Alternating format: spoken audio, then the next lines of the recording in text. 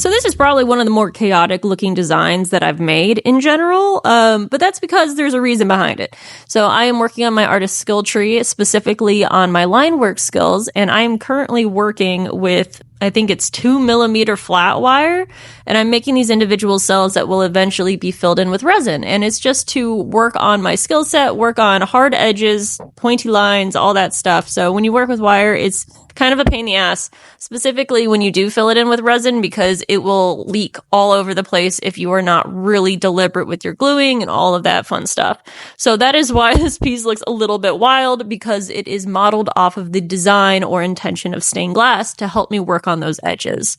And make sure that my gluing is actually doing good and like it's not just, just there. So anyway, every single one of these little areas is a different variation in skin tone.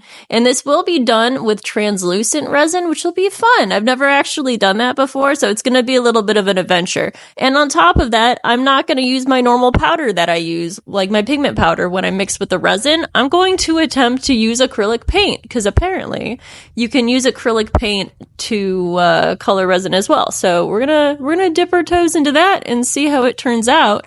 But this is about 3 days of wire work boiled down into less than 2 minutes. I maxed out all of the editing settings in order to speed this bad boy up. I tried to get it shorter, but I just couldn't.